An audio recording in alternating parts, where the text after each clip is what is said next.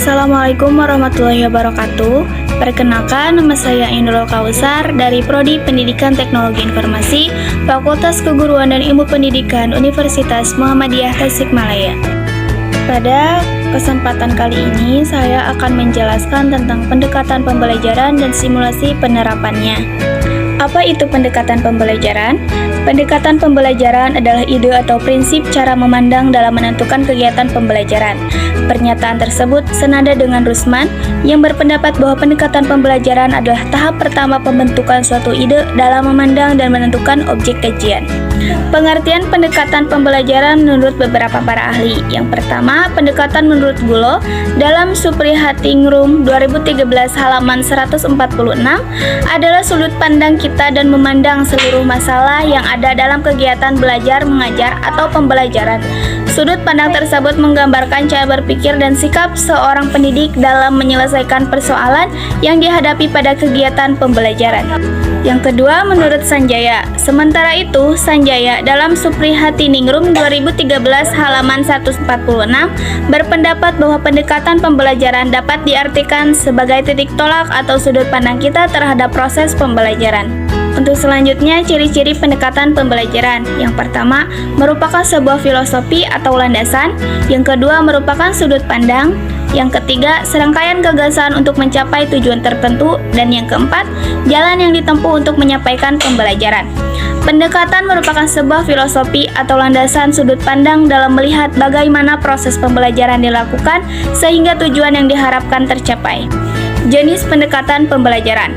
Pendekatan dalam pembelajaran secara garis besar dapat dibagi menjadi dua jenis, yaitu teacher-centered atau berpusat pada guru dan student-centered berpusat pada siswa. Yang pertama, pendekatan teacher-centered.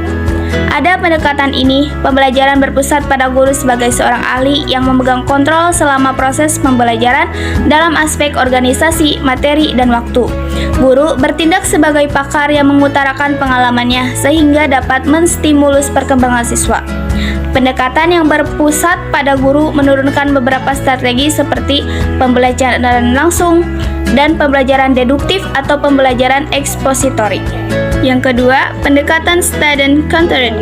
Sementara itu, pendekatan student-centered mendorong siswa untuk mengerjakan sesuatu sebagai pengalaman praktik dan membangun makna atas pengalaman yang diperolehnya. Pusat pembelajaran diserahkan langsung ke peserta didik dengan supervisi dari guru. Untuk selanjutnya, macam-macam pendekatan pembelajaran. Yang pertama, pendekatan kontekstual atau CTL.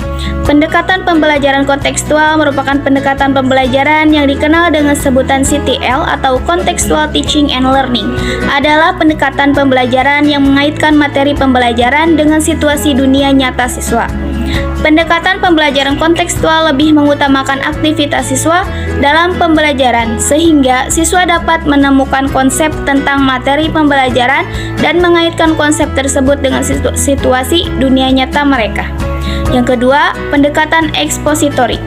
Pendekatan ekspositori menekankan bahwa pada penyampaian informasi yang disampaikan sumber belajar kepada peserta pembelajaran.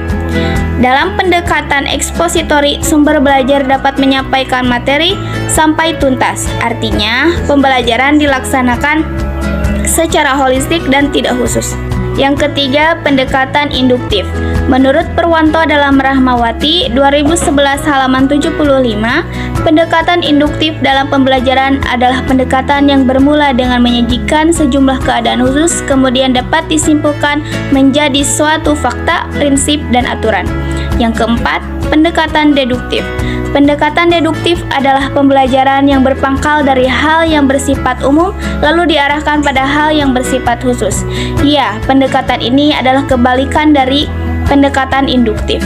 Yang kelima, pendekatan konstruktivisme. Pendekatan ini tidak menginginkan siswa untuk dapat menjawab pertanyaan sesuai dengan apa yang ada dalam sumber belajar. Guru tidak akan sesederhana mengatakan bahwa jawaban dari siswa benar atau salah, namun justru lebih mengutamakan perkembangan daya kritis siswa dalam menyikapi berbagai opsi jawaban yang ada. Yang keenam, pendekatan pemecahan masalah atau problem solving. Dalam pendekatan ini, siswa didorong untuk memperoleh pengalaman menggunakan pengetahuan serta keterampilan yang sudah dimiliki untuk diterapkan pada pemecahan masalah yang bersifat tidak rutin atau jarang ditemui atau masih belum dikuat. Yang ketujuh, pendekatan open-ended. Pendekatan open-ended memiliki prinsip yang serupa tapi tak sama dengan pendekatan pemecahan masalah, yaitu dimulai dengan memberikan suatu masalah kepada siswa.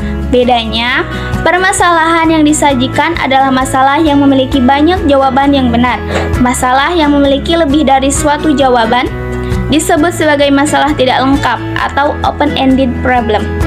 Yang kedelapan, pendekatan saintifik. Pendekatan saintifik adalah pendekatan pembelajaran K13, artinya kurikulum 13, menggunakan pendekatan ini sebagai induk model dan metode pembelajarannya. Yang kesembilan, pendekatan inquiry. Pendekatan inquiry adalah pendekatan yang berusaha untuk memberikan kesempatan kepada peserta didik untuk belajar melalui penyingkapan atau penyelidikan terhadap suatu permasalahan. Seperti problem solving, pendekatan inquiry lebih berpusat pada keaktifan siswa yang berusaha memecahkan permasalahan secara mandiri. Simulasi penerapannya. Simulasi berasal dari kata simulat, yang artinya berpura-pura atau berbuat seakan-akan. Sebagai metode mengajar, simulasi dapat diartikan cara penyajian pengalaman belajar dengan menggunakan situasi tiruan untuk memahami tentang konsep, prinsip, atau keterampilan tertentu. Simulasi dapat digunakan sebagai metode mengajar dengan asumsi tidak semua proses pembelajaran dapat dilakukan secara langsung pada objek yang sebenarnya. Gladi resik merupakan salah satu contoh simulasi, yakni mempergeragakan proses terjadinya suatu upacara tertentu sebagai latihan untuk upacara sebenarnya supaya tidak gagal dalam pelaksanaannya nanti. Demikian juga mengembangkan pemahaman dan penghayatan terhadap suatu peristiwa, penggunaan simulasi akan sangat bermanfaat.